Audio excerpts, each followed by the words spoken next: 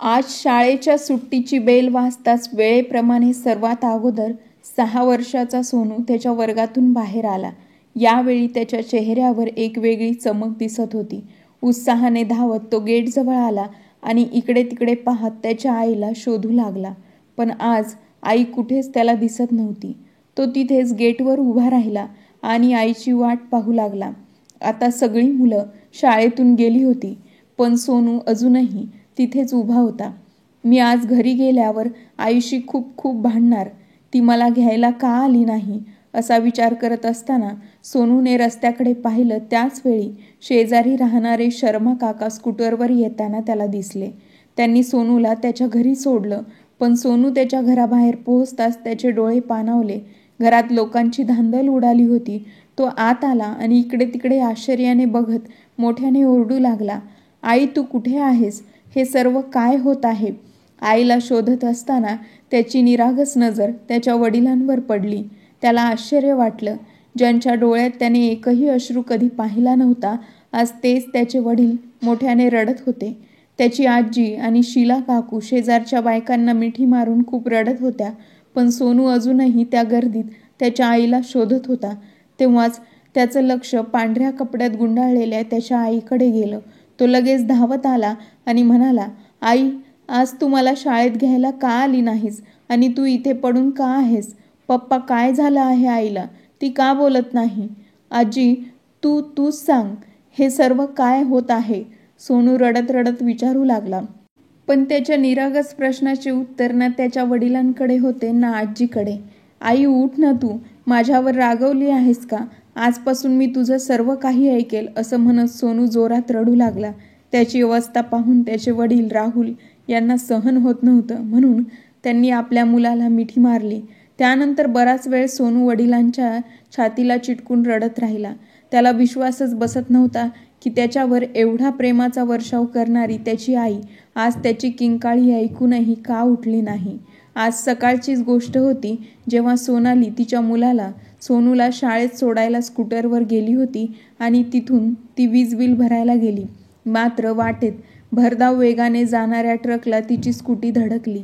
ही टक्कर इतकी जोरदार होती की सोनाली उडून रस्त्याच्या पलीकडे पडली. त्या क्षणी तिचा मृत्यू झाला. ही बातमी कुटुंबियांपर्यंत पोहोचताच जणू त्यांच्यावर दुःखाचा डोंगर कोसळला. मोठ्या कष्टाने स्वतःवर नियंत्रण ठेवत राहुलने त्याची पत्नी सोनालीला अखेरचा निरोप दिला आणि जेव्हा तो घरी परतला तेव्हा त्याचे सर्व नातेवाईकांची उपस्थिती असूनही ते घर त्याला रिकामे वाटत होते. हळूहळू दिवस निघून जाऊ लागले, पण घरातलं वातावरण जसंच्या तसं होतं. एकीकडे राहुल दुःखात बुडालेला असताना त्याचा मुलगा सोनू आईच्या प्रेमळ स्पर्शासाठी तळमळत होता. जणू सोनूचं बालपण त्याच्याकडून हिरावून घेतलं जात होतं. त्याची आजी आणि काकू सर्व प्रकारे त्याचं मनोरंजन करण्याचा प्रयत्न करत होत्या, पण तो एकटा शांत बसायचा. मुलासाठी राहुलने स्वतःला बळ दिलं आणि स्वतःला कसं तरी सावरायला सुरुवात केली. आता सोनूला खायला घालणं, आंघोळ घालणं, शाळेत पाठवणं, त्याचा गृहपाठ घेणं ही सगळी कामं राहुलच करू लागला. पण सोनू दिवसेंदिवस अभ्यासात कमकुवत होत चालला होता. त्यामुळे राहुलने आपल्या मुलाच्या अभ्यासासाठी कोमल नावाच्या ट्युशन टीचरची नेमणूक केली. पहिल्या दिवशी जेव्हा कोमल सोनूला शिकवायला घरी आली तेव्हा सोनू तिच्यासोबत अभ्यास करायला तयार नव्हता. त्याला फक्त त्याच्या आईकडूनच अभ्यास करून घ्यायची सवय होती. पण कोमलने तिचे प्रयत्न सुरूच ठेवले आणि काही दिवसातच सोनूने काही प्रमाणात अभ्यासाकडे लक्ष द्यायला सुरुवात केली. हळूहळू सोनू कोमलसोबत मोकळं बोलत होता. कोमल जेव्हा त्याला शिकवायला घरी यायची तेव्हा तो आरामात बसून अभ्यास करायचा, पण अनेकदा आईची आठवण आल्याने त्याची चिडचिड होत असे. सोनू अचानक हट्ट करायला लागायचा आणि रडायला लागायचा. इथे राहुल पण आतून पूर्णपणे तुटला होता.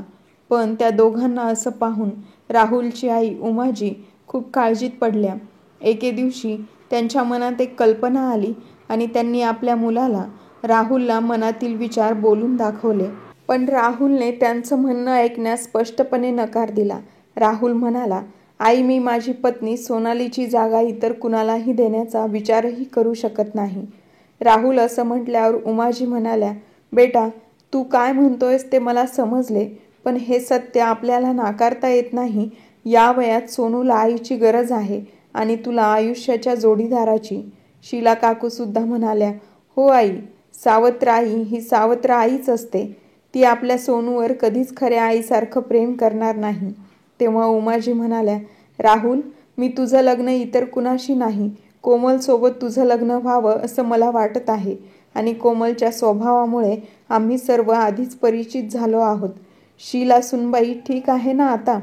शीला काही बोलू शकली नाही की किंबहुना तिला काही बोलणे योग्य वाटलं नाही. आई वडील आणि भावाने समजून सांगितल्यावर राहुलने लग्नाला होकार दिला. कोमल सुसंस्कृत मुलगी होती. तिच्यासोबत पण नशिबानेही विचित्र खेळ खेळला होता. तिच्या आईवडिलांनी मोठ्या कष्टाने तिला शिक्षण देऊन वाढवले होते. वयाच्या 20व्या वर्षी चांगलं नातं पाहून त्यांनी तिचं लग्न केलं. मुलगी सुखी होईल असं त्यांना वाटलं, पण कदाचित देवाच्या मनात काही वेगळंच असेल. लग्नाला 5 वर्ष उलटूनही काजलची ओटी रिकामी राहिली तेव्हा तिच्या नवऱ्याने तिला घटस्फोट दिला. त्यानंतर तिने लग्नाचा विचारच केला नाही. पण तिच्या आईवडिलांना अजून कोमलची काळजी वाटत होती. आज घटस्फोटाच्या 1 वर्षानंतर जेव्हा राहुलचे कोमलसाठी नाते आले तेव्हा तिच्या आईवडिलांना खूप आनंद झाला. पण कोमलला पुन्हा लग्न करायचं नव्हतं. पूर्वी ती बांझ होण्याच्या कलंकातून सावरू शकली नव्हती. आता वरती सावत्र आई होण्याचा कलंक तिच्या कपाळावर कायम राहिला असा विचार करून तिच्या मनात गोंधळ सुरू होता. तिची आई म्हणाली, हे बघ बेटा, आम्ही झाडाच्या फांदीवर लटकलेल्या पिकलेल्या फळासारखे आहोत. झाडावरून केव्हा पडणार तेही माहीत नाही. एकदा लग्न केल्यावर तू तुझ्या कुटुंबासोबत सन्मानाने जगू शकशील. कोमलबद्दलची काळजी तिच्या आईवडिलांच्या बोलण्यातून स्पष्ट दिसून येत होती. त्यामुळे कोमलची इच्छा असूनही ती त्यांच्यासमोर व्यक्त करू शकत नव्हती. 2 दिवसानंतर कोमल आणि राहुलचे लग्न अगदी साध्या पद्धतीने झाले. लग्नाच्या दिवशी सोनू खूप उत्साहित होता, कारण त्याला सांगितले होते की आज त्याला त्याची आई भेटेल. आज कोमल जेव्हा राहुलसोबत वधूच्या रूपात घरात आली तेव्हा तिने तोंडावर पदर घेतलेला होता. उमाजी सोनूला म्हणाल्या, बेटा, ही तुझी आई आहे. हे ऐकून सोनू धावत आला आणि तिला आपली आई सोनाली समजून आई आई म्हणत त्याने मिठी मारली. पण कोमलने डोक्यावरचा पदर काढला आणि त्याला मिठीत घेऊन तिने प्रेम व्यक्त करायला सुरुवात केली. तेव्हा तिला पाहत सोनू तिच्यापासून वेगळा झाला आणि म्हणाला, नाही, ही माझी आई असूच शकत नाही. ही तर कोमल काकू आहे. तुम्ही म्हणाले होते की आज माझी आई येणार आहे. माझी आई कुठे आहे? सोनू रडत त्याच्या खोलीत निघून गेला. सोनूला गप्प करण्यासाठी त्याची काकू शीला त्याच्या मागे गेली. सोनूची वृत्ती पाहून कोमलचे डोळे भरून आले. मग उमाजी म्हणाल्या, सुनबाई, तू काही काळजी करू नकोस. तुला माहीत आहे, सोनू अजून त्याच्या आईला विसरू शकला नाही. हळूहळू तो तुला स्वीकारेल. फक्त त्याच्या बोलण्याबद्दल तुला वाईट वाटू देऊ नकोस. तेव्हा कोमल म्हणाली, आई, अजिबात नाही. मी लवकरच सोनूच्या हृदयात माझी जागा निर्माण करेल. मी तुम्हाला वचन देते. हे ऐकून उमाजींनी आपल्या नवीन सुनेला मिठी मारली. आता त्यांना आशा होती की आपल्या मुलाचे आणि नातवाचे आयुष्य पुन्हा रुळावर येईल. इथे सासूची जवळीक पाहून कोमललाही धीर आला होता. कुटुंबातील इतर सर्वजण आपापल्या कामात व्यस्त झाले, पण उमाजींनी आपल्या सुनेचे पूर्ण विधीपूर्वक स्वागत केले. इकडे आपल्या मुलाची अवस्था पाहून राहुलच्या मनात अनेक गोष्टी येत होत्या. विचार करत होता, कसं सांगू कोमलला, सोनूची पूर्ण काळजी घे. त्याला त्याच्या आईची उणीव भासू देऊ नको. त्याच्यासोबत त्याच्या मनात भीतीही वाटत होती. कोमलला त्याच्या बोलण्याचे वाईट वाटू नये. पण तेव्हाच त्याच्या मनात एक विचार आला, आपण सगळं काही वेळेवर सोडून द्यावं. वेळ आणि परिस्थिती माणसाला जितक्या कुशलतेने शिकवू शकते ते लाख प्रयत्न करूनही माणूस शिकवू शकत नाही. दुसऱ्या दिवशी सकाळी जेव्हा कोमल तयार होऊन बाहेर आली तेव्हा तिला दिसले की तिची जाऊ शीला ऑफिसला जाण्यासाठी तयार उभा होती आणि इथे राहुल सोनूला शाळेत पाठवायला तयार करत होता. स्वयंपाकघरात उमाजी एकट्या काम करत होत्या. सासूला एकटीला काम करताना पाहून कोमल लगेचच किचनमध्ये गेली. अगं सुनबाई, कालच तुझं लग्न झालं आहे. काही दिवस तू आराम कर, असं म्हणत उमाजींनी तिला काम करण्यास मनाई केली होती. पण कोमलने ते मान्य केलं नाही आणि अल्पावधीतच काम पूर्ण केलं. 1 आठवडा उलटून गेला होता. आता कोमल त्या घरात पूर्णपणे रुळली होती. राहुल आणि कोमल देखील एकमेकांना समजून घेऊ लागले होते, पण सोनू अजून कोमलला त्याची आई मानायला तयारच नव्हता. ही समस्या सोडवण्यासाठी उमाजींनी एक युक्ती वापरली. आज सोमवार होता. सोनू आधीच शाळेत जायला उठला होता, पण त्याला तयार होण्यासाठी कोणाची तरी मदत हवी होती. तो एक एक करून सगळ्या खोल्यांमध्ये डोकावत होता. ना त्याला त्याची आजी कुठेच दिसली, ना त्याचे वडील आणि त्याची काकू आत्तापर्यंत कामावर गेली होती. स्वयंपाकघरात फक्त कोमल उभा होती. सोनूचा आवडता नाश्ता तयार करून तिने टिफिन पॅक करून तिच्या खोलीत गेली. बेडवर चादर पसरवत असतानाच तिला जाणवलं, दारात कोणीतरी उभा आहे. कोमलने मागे वळून पाहिलं तर सोनू शाळेचा ड्रेस घालून तिच्या मागे उभा होता. त्याच्या छोट्या हातात टाय, बेल्ट आणि शूज धरले होते. "अरे सोनू, ये ना. तू तिथे का थांबलास?" सोनू शांतपणे आत आला. कोमलला समजले होते की घरी कोणी नसल्यामुळे तो तिच्याकडे तयार होण्यासाठी आला होता, पण सोनूने हे तिला स्वतः सांगावे अशी तिची इच्छा होती, म्हणून ती पुन्हा बेड व्यवस्थित करत होती. पण सोनू तिथेच शांतपणे उभा राहिला. नंतर सोनूने विचारलं, "काकू, आजी कुठे गेली आहे? पप्पा पण नाहीत. तू मला तयार करशील का?" सोनूने संकोचून हे विचारल्यावर कोमल हसत म्हणाली, "अरे मग आत्तापर्यंत का नाही सांगितलंस तू? चल, मी तुला पटकन तयार करून देते." सोनूला बेंचवर बसवताना कोमल म्हणाली आणि त्याला प्रेमाने ती तयार करू लागली. शूज घालत असताना कोमलचं लक्ष सोनूच्या गुडघ्यांकडे गेलं आणि ती म्हणाली, "अरे तुला दुखापत झाली आहे. थांब, मी त्यावर औषध आणि बँडेड लावते." असं म्हणत कोमलने तिच्या ड्रॉवरमधून बँडेड काढून सोनूच्या गुडघ्याला लावलं. मग त्याचे केस विंचरून त्याला तयार केलं आणि त्याच्या निरागस चेहऱ्यावर एक किस दिला. कोमलचा आपलेपणा पाहून सोनू मात्र खुश झाला. त्याच्या चेहऱ्यावर हसू उमटलं, पण तो काहीच बोलला नाही. त्याच वेळी उमाजी आणि राहुल घरी परतले. "पप्पा, आज तुम्ही कुठे गेला होतात? मी तुम्हाला किती शोधत होतो." सोनूने म्हटल्यावर राहुल म्हणाला, "अरे सोनू, आम्ही पहाटे पार्कमध्ये फिरायला गेलो होतो. पण बघ, तू तर तयारी चांगलीच केली आहेस. तुला कोणी तयार केलं?" राहुलने मुद्दामच प्रश्न विचारला. "काकूने." हे सांगताना सोनूच्या चेहऱ्यावर एक सुंदर हसू उमटलं. सोनूचा हसरा चेहरा पाहून राहुललाही जरा आराम वाटला. रोज सोनू त्याचा गणवेश आणि शूज उचलून आता कोमलकडे आणत असे आणि कोमल त्याला प्रेमाने तयार करायची आणि नंतर त्याच्या गुबगुबीत गालांचे किस घ्यायची. शाळेतून घरी परतल्यावर सोनू कोमलला शाळेतील सर्व गोष्टी सांगायचा आणि मग तिच्याजवळ बसून गृहपाठ करायचा. सोनूच्या चेहऱ्यावरचे ते हसू आता परत येऊ लागले होते. तो शाळेत त्याच्या वर्गमित्रांशी पूर्वीप्रमाणेच मजा करू लागला. सोनूतला हा बदल पाहून घरातील सगळ्यांनाही खूप छान वाटले. त्याच्या क्लास टीचरने चांगले मार्क्स मिळाले म्हणून त्याला चॉकलेट दिले. घरी येऊन सोनूने त्याने त्याच्या नवीन काकूला आणि आजीला सर्व काही सांगितले. उमाजी यांना आज त्यांची सून कोमलचा खूप अभिमान वाटत होता. आता सोनू अभ्यासाबाबत अधिक जागृत झाला आहे. संध्याकाळ झाली तेव्हा सोनू पटकन बॅग घेऊन आला आणि म्हणाला, "काकू, मला शिकव ना." तेव्हा कोमलने त्याला पाहून चेहरा उदास केला आणि काही उत्तर दिलं नाही. सोनू पुन्हा म्हणाला, "काकू, मला शिकव ना." तेव्हा कोमल म्हणाली, "नाही, मी आता तुला शिकवणार नाही." कोमलच्या तोंडून हे ऐकून उमाजी आश्चर्यचकित झाल्या. राहुलही त्याच्या ऑफिसमधून नुकताच घरी परतला होता. कोमलचे असे वागणे पाहून त्यालाही धक्का बसला. शेजारी बसलेली शीला मनातच म्हणाली, "शेवटी तू तुझ्या वास्तवात आलीस ना.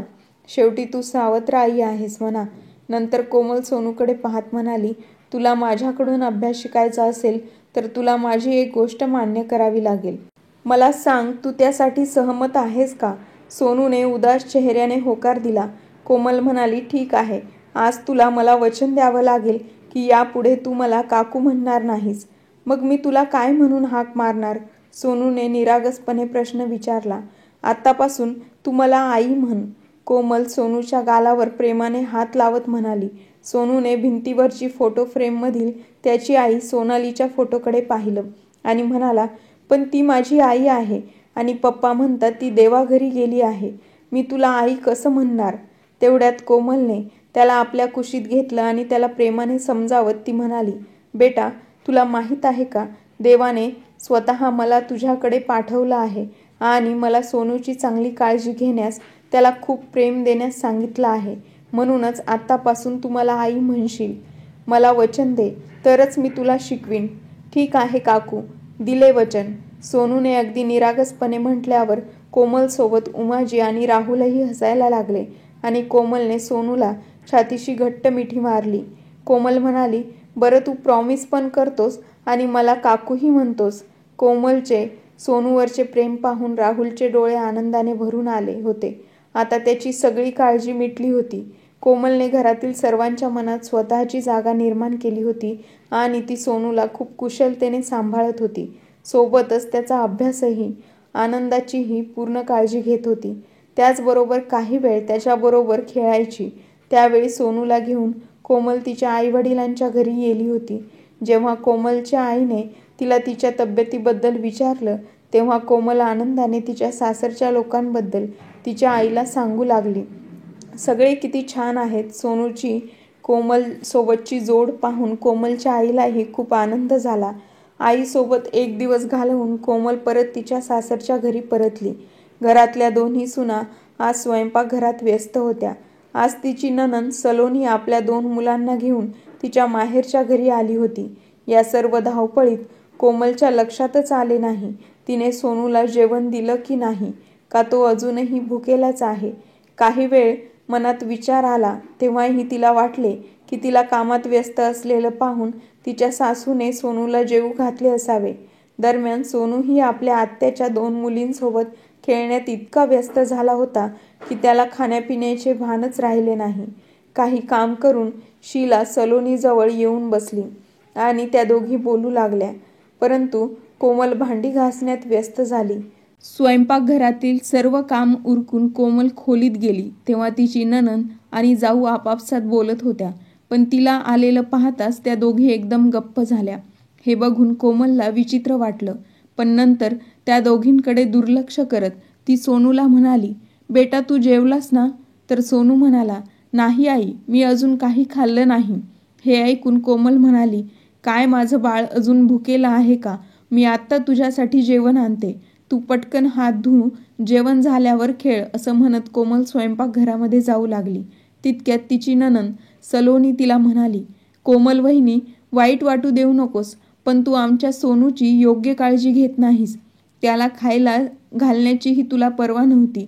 एवढा मोठा झाला नाही तो, जेणेकरून स्वतःचं जेवण करू शकेल. माझ्या दोन्ही मुली सोनूपेक्षा मोठ्या आहेत, पण त्यांना खायला देण्याकडे मी कधीच दुर्लक्ष केलं नाही. तेव्हा शीला जोरात म्हणाली, हो दीदी, फरक आहे स्वतःची आई आणि सावत्र आईमध्ये. हे सांगताना ती गप्प झाली. जावेचे शब्द कोमलच्या हृदयात बाणासारखे लागले. पण नंतर तिच्या भावनांवर ताबा ठेवत कोमल म्हणाली, नाही दीदी, मला वाटलं सोनूने त्याच्या आजीजवळ बसून जेवण केलं असेल. अच्छा, त्याची जबाबदारी अजून त्याची आजीच घेणार का? तुझी काही जबाबदारी नाही का? आपली नणंद आणि जावेचं बोलणे ऐकून कोमलचं हृदय खूप दुःखी झालं. शांतपणे तिने सोनूचा हात धरला आणि त्याला तिच्या खोलीत नेलं. जेवण घेण्यासाठी स्वयंपाकघरात आली. तिला एकांत सापडतच तिने धरून ठेवलेला अश्रूंचा बांध सर्व अडथळे तोडून वाहत गेला. तेवढ्यात सोनूचा आवाज आला, आई लवकर ये ना, मला माझ्या बहिणीसोबत खेळायचं आहे. सोनूचा आवाज ऐकून कोमलने तिच्या साडीच्या पल्लूने तिचे अश्रू पुसले आणि मग पटकन ताटात जेवण वाढायला सुरुवात केली. तिला माहीत होतं तिची जाऊ आणि तिची नणंद तिच्या विरोधात कट रचत आहेत. तिच्या सासूला तिच्या विरोधात भडकवण्याचा प्रयत्न करत आहेत. परंतु तरीही ते ऐकून कोमल तिच्या नंदेसमोर काहीच बोलू शकली नाही. तिला तर फक्त चेहऱ्यावर हास्य कायम ठेवत सर्वांची सेवा करायची होती. परंतु तिची नणंद आणि जावेचा प्रत्येक शब्द ऐकून तिला खूप दुःख झालं होतं. अचानक कोमलला तिच्या सासूचा आवाज ऐकू आला, लाज वाटायला पाहिजे तुम्हाला. कोमल आपल्या सोनूची किती काळजी घेते. अगं, एक वेळा तू तुझ्या मुलींबद्दल क्षणभर बेफिकीर होऊ शकते सलोनी, पण माझी कोमल नाही. आणि तू तर आजच आली आहेस. मग आजच तुला माझ्या सुनेमध्ये काय कमतरता दिसली आणि तुला दिवसभरात कसला बेफिकीरपणा दिसला? शीला, तू तर या घरातच राहतेस ना, आणि दिवसभर घरातील सर्व काम करताना तू कोमलला पाहतेस. सोनूची किती कुशलतेने काळजी घेते कोमल, तेही तू पाहिलं आहेस. कोमलशी तुझं असं काय वैर आहे? मला माहीत नाही, जेणेकरून तू नेहमी तिच्या प्रेमावर प्रश्नचिन्ह निर्माण करतेस. परंतु आई, मी चुकीचं काय बोलले? शीला चेहरा उदास करून म्हणाली. मग उमाजी म्हणाल्या, हे बघ सुनबाई, मोठ्या कष्टाने आपल्या सोनूला मातृत्वाची सावली मिळाली आहे. आता असं फालतू बोलून घराचे वातावरण बिघडवण्याची गरज नाही. सासूबाईचे म्हणणे ऐकून कोमलला मनातून खूप आनंद झाला. तिला यापेक्षा जास्त काही नव्हतं पाहिजे. आणि तिने सोनूसाठी जेवण घेतलं आणि तिच्या खोलीत जाऊन ती खूप आनंदी मनाने त्याला खाऊ घालू लागली. आपल्या सासूबद्दल तिच्या मनात आता जास्तच आदर निर्माण झाला होता. सलोनी तिच्या पतीसोबत तिच्या माहेरी 2 दिवस राहिली. या काळात कोमलने सलोनी आणि तिच्या कुटुंबियांचे आदरातिथ्य करण्यात कोणतीही कसर सोडली नाही. जणू काही घडलेच नाही असं ती सर्वांसोबतच राहिली. निघताना कोमलसाठी सलोनीच्या तोंडून कौतुकाचे शब्द निघत होते. कोमल आणि राहुलच्या लग्नाला 20 दिवस उलटून गेले होते, पण दोघं अजून कुठेच फिरायला गेले नव्हते. तेव्हा उमाजींनी दोघांनाही त्यांच्याजवळ बोलावले आणि त्या त्यांना म्हणाल्या, बेटा, मला माहीत आहे तुम्हा दोघांवर सोनूची जबाबदारी आहे, पण तुम्ही तुमच्या आयुष्याकडे दुर्लक्ष करू नका. मला वाटत आहे तुम्ही काही दिवस कुठेतरी फिरून यावं. मी सोनूची काळजी घेईन. उमाजींचे बोलणे ऐकून राहुल विचार करू लागला. शेवटी सोनूला सोडून आम्ही फिरायला कसं जावं? आणि मी जर नकार दिला तर कोमलला वाईट वाटेल. दारात उभा असलेला सोनूही हे सगळं ऐकत होता. म्हणून तो लगेच म्हणाला, नाही, मी पण जाईल आई पप्पासोबत. नंतर कोमलने सोनूला आपल्या जवळ घेतलं आणि म्हणाली, नाही आई, आता आमचा जीव फक्त सोनूमध्येच आहे. मी त्याच्याशिवाय कुठेही जाण्याचा विचारही करू शकत नाही. असो, सोनूच्या परीक्षा आता सुरू होणार आहेत. त्याला माझी गरज आहे. त्याच्या अभ्यासाकडे लक्ष दिले नाही तर तो अडचणीत येईल. त्याची परीक्षा संपल्यावर सोनूला घेऊनच आम्ही नक्की फिरायला जाऊया. कोमल इतक्या हुशारीने म्हणाली तेव्हा राहुल तिच्याकडे आश्चर्याने बघतच राहिला. तेव्हा सोनू तिला म्हणाला, आई, तू खूप छान आहेस. पण एक गोष्ट सांग आई, सावत्र आई काय असतं? तू माझी सावत्र आई आहेस का? सोनूने हे सांगताच काजलच्या हृदयाला धक्का बसल्यासारखं झालं. तेव्हा उमाजी रागाने म्हणाल्या, सोनू, तुला हे कोणी सांगितलं? या सगळ्या गोष्टी तू कुठून शिकलास? सोनू निरागसपणे म्हणाला, ते मला काकू म्हणाली होती. माझी आई माझी सावत्र आई आहे म्हणून. मी पण विचारलं, सावत्र आई म्हणजे काय? काकू म्हणाली, सावत्र आई ती असते जी आपली खरी आई नसते. ती आपली काळजी घेत नाही, आपल्यावर प्रेम करत नाही. पण आजी, माझी आई माझी सावत्र आई नाही ना गं? मग उमाजी म्हणाल्या, नाही बेटा, तुझी आई सावत्र आई नाही. आपली आई सावत्र आई नाही. हे ऐकून सोनूच्या मनाला शांतता मिळाली. तो आनंदाने त्यांना म्हणाला, हो आजी, ती माझी खूप काळजी घेते. ती माझ्यावर खूप प्रेम करते. तेव्हा उमाजी म्हणाल्या, आता तूच विचार कर, एवढी चांगली आई सावत्र आई कशी असू शकते? आणि भविष्यात जर कोणी तुझ्या आईला तुझ्यासमोर सावत्र आई म्हणत असेल तर त्यांना तू सांग की माझी आई सावत्र आई नाही, खूप चांगली आई आहे. या सगळ्या गोष्टी ऐकून कोमलच्या डोळ्यातून अश्रूंचे 2 थेंब तिच्या गालावर पडले. ती मनात म्हणाली, सावत्र आई या कलंकातून माझी कधी सुटका होणार कोणास ठाऊक. सोनू गेल्यावर उमाजी म्हणाल्या, मला आता शीला सुनबाईकडे पाहावंच लागेल. तिची हिंमत कशी झाली एवढ्या लहान मुलाला हे सगळं शिकवायची? तेव्हा कोमल म्हणाली, नको आई, सोडा हा विषय. विनाकारण घरात गोंधळ निर्माण होईल. कालांतराने सर्व काही ठीक होईल. काही दिवस निघून गेले. एका संध्याकाळी उमाजींच्या 2 मैत्रिणी त्यांना भेटायला घरी आल्या. कोमल तेव्हा तिच्या मुलाला सोनूला गृहपाठ करायला लावत होती आणि तिची जाऊ त्यांच्या खोलीत आराम करत होती. सासूच्या सांगण्यावरून कोमल स्वयंपाकघरात पाहुण्यांसाठी चहा आणि पकोडे बनवण्यासाठी आली. तेव्हा सोनू अभ्यास सोडून उठून उभा राहिला. आई, मी बाहेर खेळायला जात आहे. या अगोदर कोमल त्याला जाण्यापासून थांबवणार तो गेटमधून बाहेर पडला. कोमल कामात व्यस्त असल्याकारणाने त्याला ती थांबवू शकली नाही. सुनबाई, सोनू कुठेच दिसत नाही. कोमलच्या हातातून चहा घेताना उमाजी म्हणाल्या, आई, तो खेळायला बाहेर गेला आहे. थांबा, मी त्याला पाहते. हो सुनबाई, जाऊन बघ पटकन. आजकाल बाहेरचे वातावरण पण चांगले नाही. हो आई, काळजी करू नका, मी त्याला घेऊनच येईल. असं म्हणत कोमल घाईघाईत ओढणी घेऊन बाहेर पडली. तिला सोनू कुठेच दिसत नव्हता. सोनूच्या मित्रांच्या घरी जाऊन विचारलं, पण सगळ्यांनी सांगितलं की सोनू इथे आला नाही. घाबरल्यामुळे कोमलला घाम फुटू लागला. सोनू अनावधानाने खूप दूर तर गेला नसेल ना? कोणास ठाऊक, तो रस्ता चुकला असेल तर? तो बरा तर असेल ना? असे कित्येक चुकीचे विचार तिच्या मनात येत होते. माहीत नाही, ती घाईघाईने सोनूला इकडे तिकडे शोधत धावत होती. तेवढ्यात समोरून भरधाव वेगात येणारी एक कार तिच्या अगदी जवळ आली. त्या ड्रायव्हरने ब्रेक लावला. ड्रायव्हर आतून ओरडला, बघून चालता येत नाही का? तुम्हाला मरण्यासाठी माझीच गाडी मिळाली का? माफ करा, मी जरा घाईत होते, घामाने भिजलेल्या कोमलने थरथरत्या आवाजात म्हणाली आणि पुन्हा ती सोनूला शोधू लागली. पण सोनू कुठेच सापडत नव्हता. अरे देवा, मी माझ्या मुलाला कुठे शोधू? हे म्हणताना कोमलच्या डोळ्यातून अश्रू वाहू लागले. घरी आल्यावर तिने तिच्या सासूबाईंना सर्व काही सांगितलं आणि मग राहुलला फोन करून सोनू कुठेच सापडत नसल्याचं तिने रडत रडत सांगितलं. राहुल पण पटकन घरी आला. तोपर्यंत घरातील सर्वांनी आजूबाजूची सगळी ठिकाणे शोधली होती, पण सोनूचा काहीच पत्ता नव्हता. आज कोमल स्वतःला पूर्ण या घटनेची दोषी समजत होती. रडत रडत स्वतःशीच ती म्हणाली, कदाचित मी सोनूला बाहेर जाण्यापासून रोखलं असतं तर बरं झालं असतं. तो फक्त 6 वर्षांचा लहान मुलगा आहे. कुठे असेल माहीत नाही. तो कोणत्या अवस्थेत असेल. घरच्यांनी पोलिसात तक्रार नोंदवली होती. संध्याकाळची रात्र झाली आणि रात्रीची मध्यरात्र झाली, पण सोनू कुठेच सापडत नव्हता. सर्व नातेवाईकांचे फोन येत होते. ही बातमी जेव्हा सलोनीला समजली तेव्हा तीही तिच्या आईवडिलांच्या घरी आली.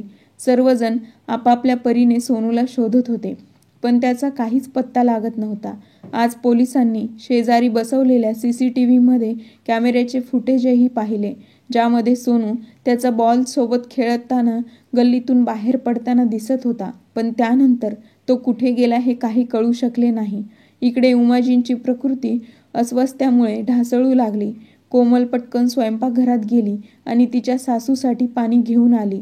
तिने ग्लास त्यांच्याकडे करताच उमाजींनी तिच्याकडे रागाने पाहिलं आणि हाताच्या एका झटक्याने पाण्याचा ग्लास खाली फेकला. सासूची बदललेली वृत्ती पाहून कोमल हादरून गेली. नंतर तिचं लक्ष घरातील बाकीच्या सदस्यांकडे गेलं. सर्वांचे टक लावून पाहणारे डोळे बरंच काही सांगत होते. अचानक तिच्या लक्षात आलं, राहुल पण अजून तिच्याशी बोलला नव्हता. आजवर जे सासरचे लोक तिच्यावर एवढ्या प्रेमाचा वर्षाव करत होते, आज तेच लोक पूर्ण अनोळखी झाले होते. हे पाहून शीला म्हणाली, मी तुम्हा सर्वांना अगोदरच सांगितलं होतं, सोनूसाठी सावत्र आई आणू नका. पण तुम्ही माझं ऐकलं का? पाहिलं का आज त्याचा परिणाम काय झाला? कोमलची जाऊ शीला आज कोमलला या नकळत घडलेल्या गुन्ह्याच्या कचाट्यात उभा करत होती. आणि आश्चर्य म्हणजे बाकीचे कुटुंब गप्प बसून तिचे म्हणणे बरोबर सिद्ध करत होते. कोमल आतून पूर्णपणे तुटली होती. तिच्या खोलीत येऊन ती ढसाढसा रडू लागली. मनातल्या मनात प्रार्थना करत ती म्हणाली, देवा, माझ्या मुलाचं रक्षण कर. त्याला काही झालं तर मी मरेन. मी त्याच्याशिवाय नाही राहू शकत. दुपारी फोन वाजला. अनोळखी नंबरवरून कॉल आला होता. प्रत्येकजण वाट पाहत होतं. सोनूचा कोणीतरी अपहरण केलं असेल तर नक्कीच तो फोन करेल. सर्वजण खूप घाबरले होते. राहुल फोन उचलणार होता तेवढ्यात कोमल पटकन रूमच्या बाहेर आली आणि तिने फोन उचलला. तेवढ्यात पलीकडून आवाज आला, तुमचा मुलगा सोनू माझ्याकडे आहे. तुला त्याची सुरक्षा हवी असेल तर 50 लाख रुपये तयार ठेव. हे ऐकून कोमल ओरडली, माझ्या मुलाला काही करू नकोस. तुला जे पाहिजे ते मिळेल. फक्त माझ्या बाळाला सोड. एवढं बोलून कोमलला अश्रू अनावर झाले. मग राहुलने तिच्या हातातून फोन हिसकावला आणि म्हणाला, हे बघा मिस्टर, तुम्ही कोणीही असाल, माझ्या मुलाचे काही नुकसान झाले तर त्याचे परिणाम चांगले होणार नाहीत. राहुल हे बोलताच दुसऱ्या बाजूने कॉल डिस्कनेक्ट झाला. राहुलने रागात फोन खाली ठेवला. मग कोमल म्हणाली, काय म्हणाले ते लोक? तेव्हा राहुल म्हणाला, काही नाही म्हणाले. फोन कट केला. आणि तसेही तू काय एवढी काळजी करतेस? सोनू माझा मुलगा आहे. मी त्याला कोणत्याही प्रकारे शोधून काढेन. हे ऐकताच कोमलचे हृदय हादरले. तुम्ही काय म्हणाले? तुमचं मूल? तो माझा कोणी लागत नाही का? रडत रडत कोमल राहुलला म्हणाली, हा प्रश्न तू स्वतःला विचार. रागाने बोलून राहुल बाहेर निघून गेला. कोमल शून्य होऊन उभी राहिली. नंतर कोमलला आठवलं की अपहरणकर्त्याचा फोन आला तेव्हा त्याच्या मागून ॲम्ब्युलन्सच्या सायरनचा आवाज येत होता. काही वेळाने तिला तिच्या घराबाहेरून त्याच सायरनचा आवाज ऐकू आला. विचार करतच कोमलच्या अंगावर काटा आला. तिला अगोदरच वाटत होतं अपहरणकर्त्याचा आवाज काहीसा ओळखीचा होता, पण तो कोण होता हे तिला समजले नाही. कोमल तिच्या शेजारच्या लोकांबद्दल एक एक करून विचार करू लागली. इकडे कुटुंबातील सर्व सदस्य काळजीत होते. राहुल पोलीस स्टेशनमध्ये जाऊन यायचा वेळ 7चा होता आणि सर्वांची अस्वस्थता वेळेनुसार वाढत होती. संध्याकाळी अचानक सलोनीचा आवाज आला. आई, कोमल वहिनी कुठेच दिसत नाहीये. मी सगळीकडे पाहिलं, ती कुठेच दिसत नाही.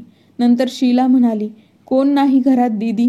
कोमल वहिनी अजून कोण माहीत नाही न सांगता कुठे गेली असेल? सलोनी तिच्या कपाळावर हात ठेवत रागात म्हणाली. घ्या, आता दुसरी समस्या निर्माण झाली. सोनू सापडला नाही. आता ही महाराणी गायब झाली आहे. आता तिचाही शोध सुरू करायचा का? त्या क्षणी राहुल घराच्या आत आला. कोमल गायब झाल्याची बातमी ऐकून राहुल म्हणाला, ती जवळच कुठेतरी गेली असेल. काही वेळात परत येईल. आणि मग एक दीर्घ श्वास घेऊन राहुल त्याच्या आईजवळ बसला. बेटा, सोनूबद्दल काही माहीत झालं का? उमाजींनी विचारल्यावर राहुल म्हणाला, नाही आई, पण मी पैशांची व्यवस्था केली आहे. आता फक्त अपहरणकर्त्याच्या कॉलची वाट पाहतोय.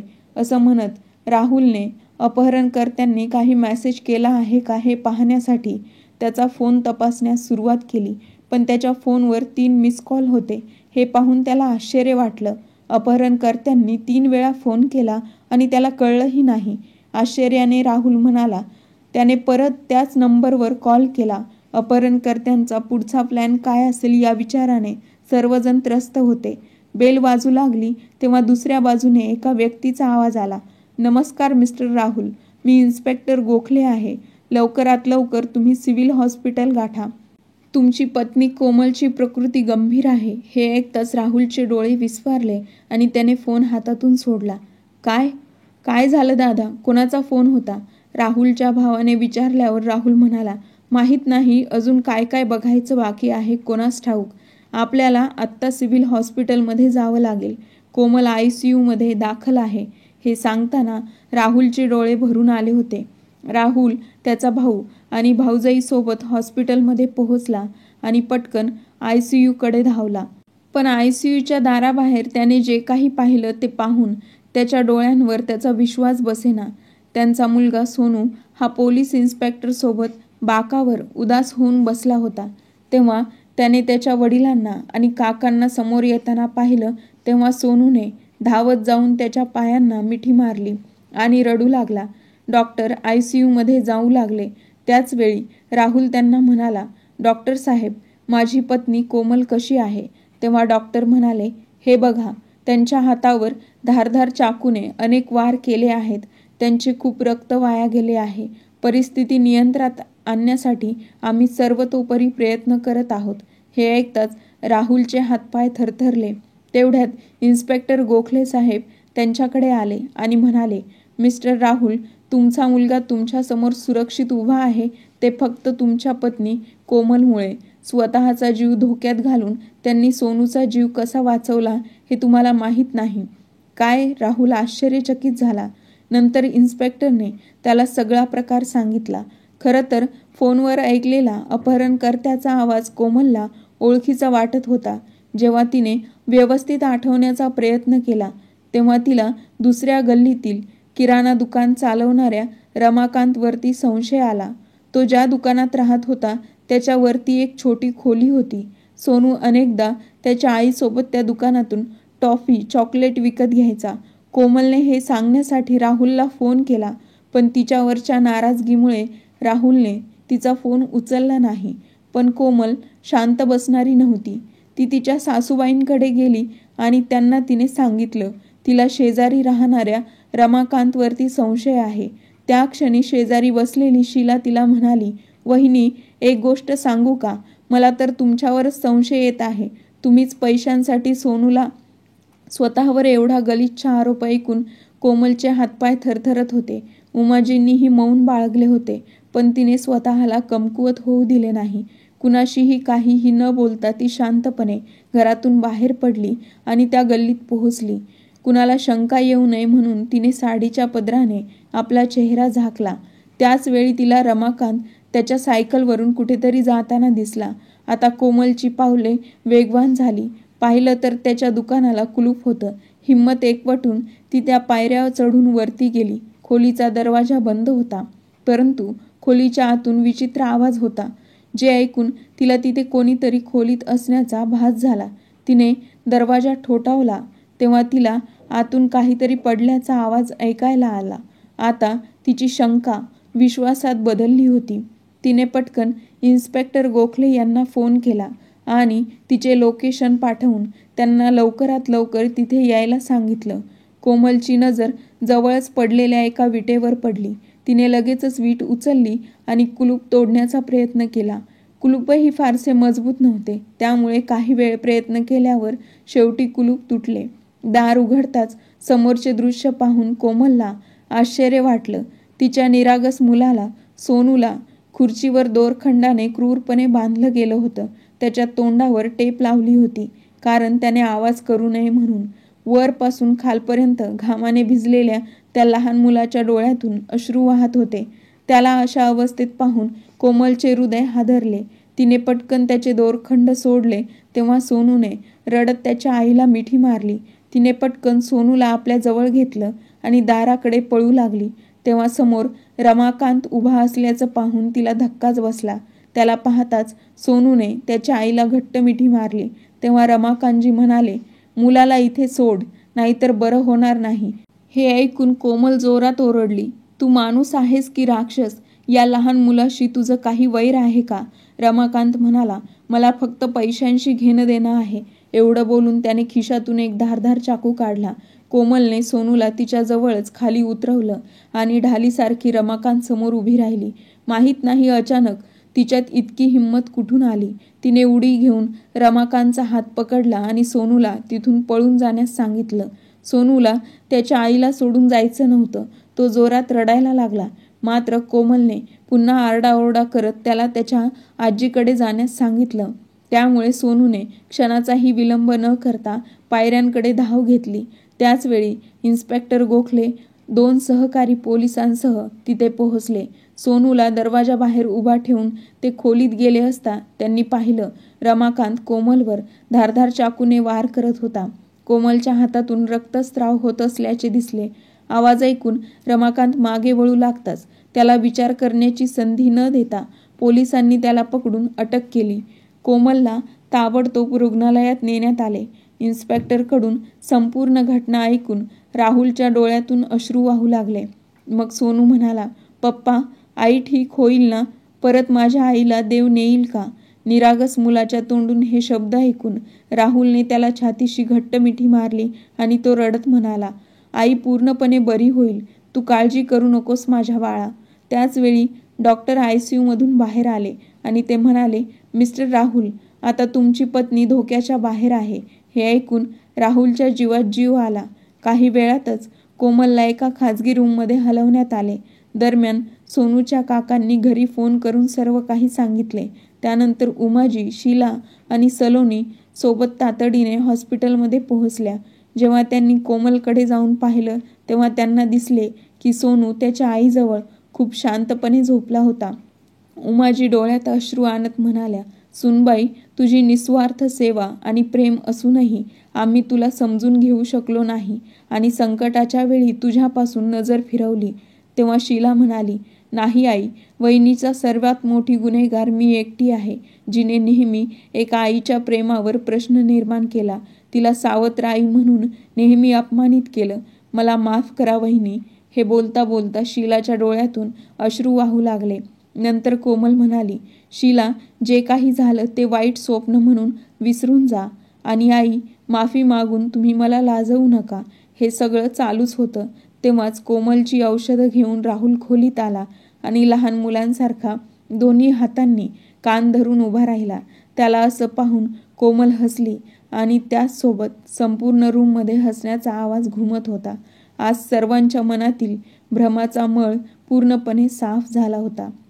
कथा आवडली असेल तर लाईक आणि शेअर करायला विसरू नका आणि चॅनलला सबस्क्राईब करायला विसरू नका. भेटूया नवीन एका व्हिडिओमध्ये नवीन एका कथेसह.